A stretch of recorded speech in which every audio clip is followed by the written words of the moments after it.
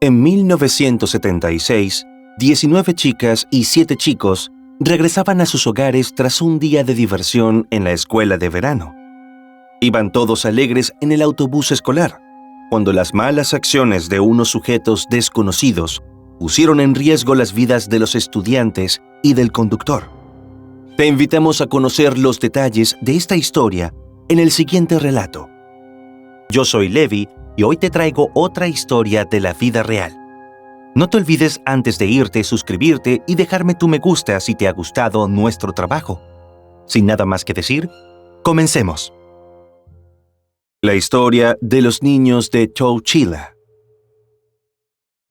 El 15 de julio de 1976 comenzó como cualquier otro día en la calurosa y tranquila comunidad agrícola de Chowchilla, en California, Estados Unidos.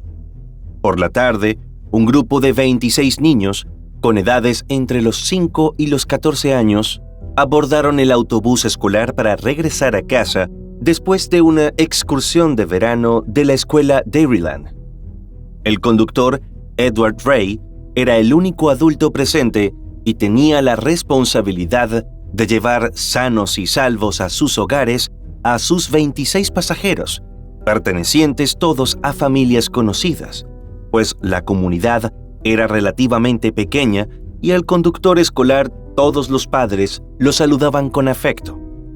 En el grupo de alumnos que han guardado el recuerdo de aquellos momentos vividos y se han referido a ellos con el paso del tiempo, mencionaremos a Jennifer Brown Hyde, de 9 años, Michael Marshall, de 14, Jody Heffington y Linda Carrejo Lavendeira, ambas de 10 años, así como Larry Park, de 6, quien viajaba junto a su hermana mayor, Andrea, de 8 años. En el camino, todos charlaban y jugaban como cualquier otra tarde. Sin embargo, su recorrido se vio abruptamente interrumpido por una camioneta estacionada en medio de la carretera.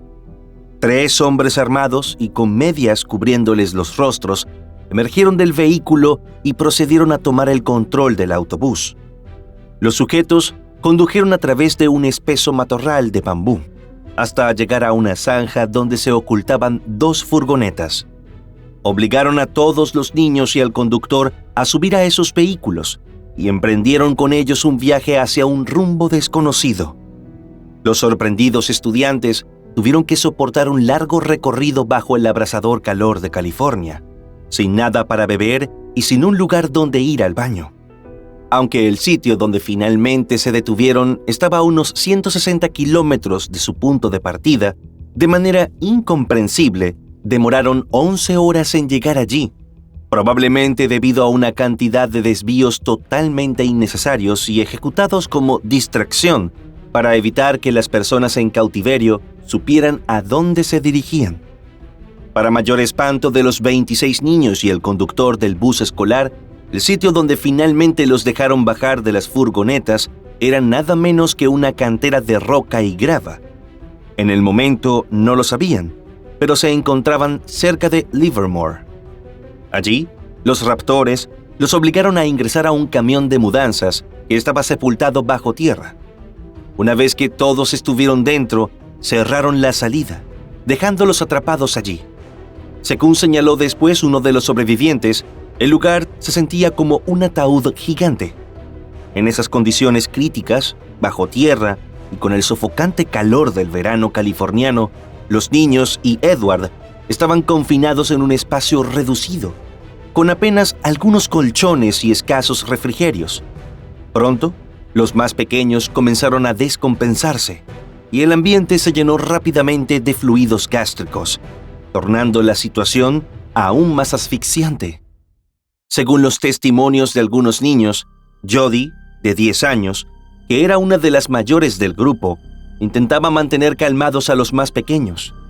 Sin embargo, a pesar de sus esfuerzos por distraerlos y que no pensaran en su horrible encierro, el terror se apoderaba de ellos cada minuto que pasaba. En aquel vehículo, convertido en prisión subterránea, se escuchaban llantos, llamados a sus madres y preguntas sin respuestas. La más frecuente de todas era por qué estaban atravesando semejante situación, y la siguiente era si alguien los encontraría pronto. Mientras tanto, la terrible noticia del rapto masivo se había propagado rápidamente por los medios de comunicación, y las familias de las víctimas estaban en un estado absoluto de pánico y terror. Y no solo ellos estaban aterrorizados, sino también el resto de los lugareños, porque nunca antes había ocurrido nada semejante en el tranquilo pueblo. Para colmo, poco después se dio a conocer que quienes tenían en su poder a los rehenes se habían comunicado con el departamento de policía de Chowchilla y exigieron que el gobierno del estado les pagara $5 millones como rescate. Mientras más rápido tuvieran el dinero, más pronto todos serían liberados. Simultáneamente, al desarrollo de la desesperada búsqueda de los niños, muchos de ellos, atrapados en la terrible caja donde estaban recluidos, comenzaron a darse cuenta de que no podrían sobrevivir mucho más tiempo en esas condiciones.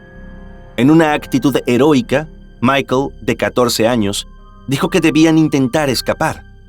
Sin embargo, Edward, por ser el único adulto, consideraba demasiado riesgoso el intento de salir, pues temía que los hombres armados estuvieran vigilando los alrededores y los atacaran. A pesar de ello, Michael anunció que estaba decidido a intentarlo, porque prefería perder la vida esforzándose por escapar que enterrado bajo tierra, donde tal vez jamás los encontrarían.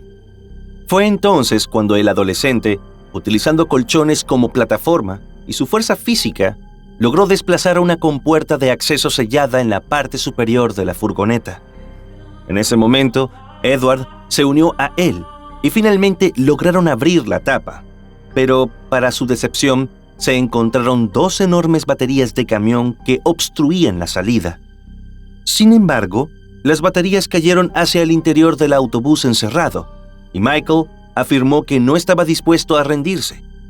Siguió intentando abrir una salida, pero encontró otra dificultad: una gran caja de madera contrachapada reforzada que, además, tenía gran cantidad de tierra encima. A pesar de los obstáculos, Michael continuó golpeando y removiendo la tierra que los cubría hasta que su perseverancia dio frutos. Después de 16 horas en cautiverio, los 27 rehenes, ayudándose unos a otros, finalmente lograron alcanzar la libertad y corrieron hasta una vivienda cercana para pedir auxilio. Una vez que todos estuvieron a salvo, los investigadores comenzaron a buscar a los responsables y entrevistaron a Edward, quien dijo recordar la matrícula de una de las camionetas de los raptores. Aunque otras versiones, más dramáticas, señalan que el conductor del autobús escolar debió ser sometido a una hipnosis para que pudiera salir a flote todo lo que había registrado en el subconsciente acerca de los traumáticos hechos. Esto llevó a descubrir la identidad de los perpetradores. El primero era Frederick Newhall Woods IV, quien tenía 24 años en ese momento, y provenía de una familia prominente durante la fiebre del oro de California. Los otros 2 eran James Schoenfeld, entonces de 24 años, y su hermano Richard Schoenfeld, de 22 años, cuyo padre era un conocido médico. Cuando trascendieron los nombres de los responsables, los residentes de la pequeña comunidad rural de Chowchilla quedaron impactados. Les resultaba imposible entender por qué 3 jóvenes de buena familia tramaron un plan tan macabro y al mismo tiempo descabellado. En vista de que no necesitaban el dinero, se empezó a rumorar que las malas acciones de los jóvenes estaban motivadas por llamar la atención y tratar de replicar hazañas de otros malhechores. Luego de ser detenidos, los sospechosos declararon que decidieron llevarse a los chicos porque los consideraban un objetivo fácil, en vista de que resultan dóciles. En cuanto al alto monto del rescate y la elección del estado de California como objetivo, argumentaron que dicha suma no representaba una cantidad relevante para el gobierno. Se supo posteriormente que los cálculos del trío de sujetos los hicieron tomando como base unas declaraciones dadas por Ronald Reagan, quien era gobernador de California para 1975, y afirmó que el estado tenía un superávit de $1,000 millones. Poco después, cada secuestrador fue sentenciado a cadena perpetua sin posibilidad de libertad condicional, lo cual fue un alivio para muchos de los niños que habían sido llevados en contra de su voluntad a una sepultura en medio de la nada. Pese a la valentía que todos demostraron, en mayor o menor grado, no fue fácil que lograran superar los eventos traumáticos vividos. Así, las consecuencias de la terrible experiencia se hicieron evidentes a través de los años, cuando las vidas de los 27 dieron muestras del impacto de aquel rapto. Después de la fuga, considerando que solo había un adulto en el grupo, la gente en todo el país rápidamente asumió que Edward Ray era el héroe, por lo cual se registraron grandes elogios hacia el conductor del autobús. En honor a su valentía, Chowchilla organizó un desfile que llamaron el Día de Ed Ray, el 22 de agosto de 1976, y la ciudad incluso nombró un parque en su honor. Esto eclipsó el papel crucial de Michael, que fue el verdadero promotor y ejecutor del espectacular escape, con la colaboración de otros. Esta falta de reconocimiento afectó profundamente al jovencito, quien enfrentó años de lucha con el trauma emocional. La misma decepción la sintieron algunos de los niños que comentaron en sus hogares que el héroe había sido Michael, y los adultos no les creyeron. Tal vez, de haberlos escuchado atentamente, se habría hecho justicia con el adolescente, reconociendo sus heroicos méritos. Otros que resultaron gravemente afectados fueron Larry, que apenas tenía 6 años en ese momento, y Jennifer, de 10. Ambos quedaron padeciendo constantes pesadillas, ansiedad y dificultades para adaptarse emocionalmente después del traumático rapto. La vida de Andrea también dio un giro brusco. Además de ser la hermana mayor de Larry, había sido su mejor amiga antes del encierro al que fueron sometidos. Sin embargo, después del trauma, experimentó un cambio radical en su personalidad y se volvió introvertida y distante. Pronto, se convirtió en una completa desconocida para él. A principios de la década de 1980, los 3 condenados apelaron sus sentencias, argumentando que ninguno de los chicos que mantuvieron cautivos en contra de su voluntad había sufrido daños físicos graves. Esto desencadenó indignación y una nueva ola de miedo entre los sobrevivientes y sus familias, que todavía estaban viviendo situaciones dolorosas debido al trauma. Según declaró Larry, con el pasar de los años, sintió que había llegado al límite de su ira, la cual afectó absolutamente todos los aspectos de su vida. Su hermana Andrea se había distanciado de la familia e incluso se fue de Chowchilla para poder dejar el pasado atrás. Su madre perdió la fe en el padre de ellos, ya que no lo veía como un hombre capaz de protegerlos. En definitiva, su familia se había fracturado completamente. No había daño físico, pero sí emocional, argumentó Larry. Michael, en particular, a los 19 o 20 años, se refugió en la bebida hasta perder el conocimiento todas las noches. Según sus declaraciones posteriores, simplemente no quería recordar nada más ni quería oír hablar sobre el traumático evento. Enfrentó años de adicción y desesperanza antes de encontrar el camino hacia la sanación. A pesar de que le tomó mucho tiempo, dijo que logró perdonar a sus captores y así sanar. Mientras tanto, Larry participó en lo que se conoce como el proceso de justicia restaurativa, que ayuda a las víctimas de delitos a hablar con sus perpetradores para buscar un cierre emocional.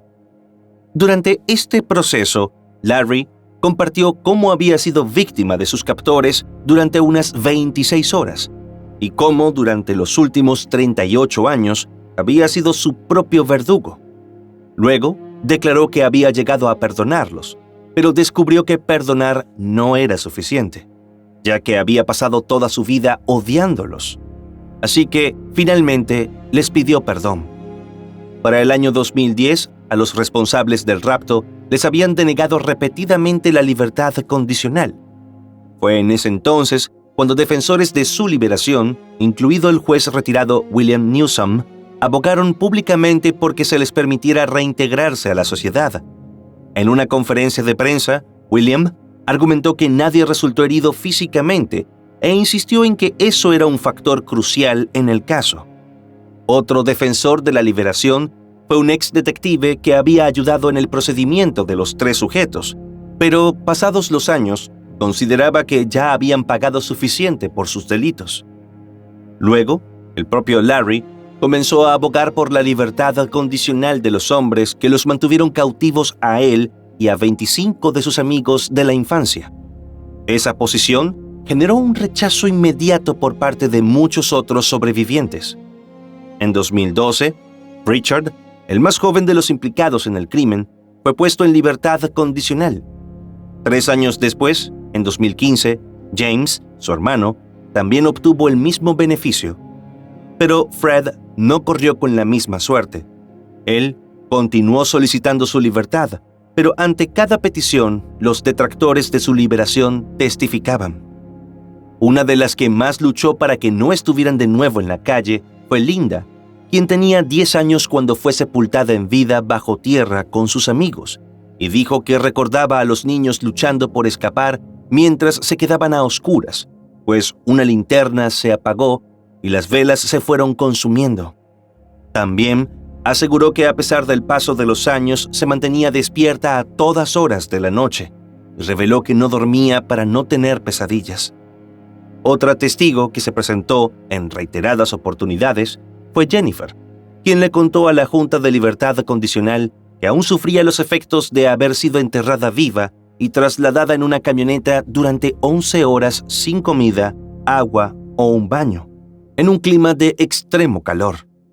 También afirmó que quería que Fred cumpliera la cadena perpetua. Al igual que ella, llevaba toda una vida lidiando con el trastorno de estrés postraumático, debido a que él se sintió con el derecho de llevar a cabo un plan tan macabro. Pero a pesar de la lucha de las víctimas, en 2022, Fred fue excarcelado con el beneficio de la libertad condicional. Según su abogado, Dominic Banos, el hombre lamentaba profundamente el daño físico y emocional que había causado por retener a los chicos en contra de su voluntad. Por otro lado, un abogado que representó a los otros 2 implicados, hijos del médico, y que salieron de prisión muchos años antes, declaró al medio CNN que, aunque no había justificación para el delito que cometieron, después de décadas en prisión, consideraba que ya no representaban un peligro para la sociedad. Mientras tanto, aquellos niños, convertidos en adultos, que llevaban a rastras mucho sufrimiento, y el conductor, ya entrado en años, continuaron tratando de recomponer sus vidas.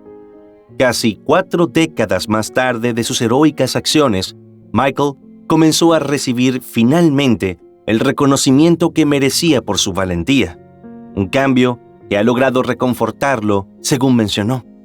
También declaró que, luego de muchos años, se reunió con Larry. Durante este encuentro, los 2 hombres se abrazaron, y Larry llamó a Michael su héroe.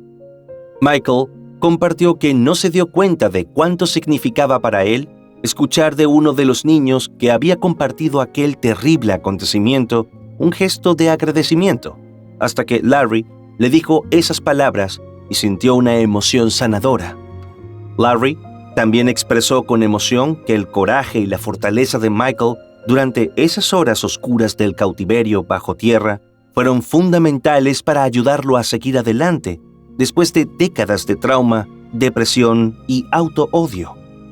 Afirmó que nunca se rindió por completo, porque cuando él tenía solo 6 años, un niño de 14 años le enseñó que debía seguir luchando para encontrar la salida. Lo cierto es que, como grupo, las víctimas de uno de los raptos más estremecedores ocurrido en Estados Unidos tuvieron un importante papel en educar al público sobre lo inadecuado que resulta reducir el daño de un delito únicamente al aspecto físico. Ellos han puesto de relieve que el trauma infantil causa graves secuelas emocionales que pueden generar consecuencias devastadoras que perduran más allá de lo imaginable.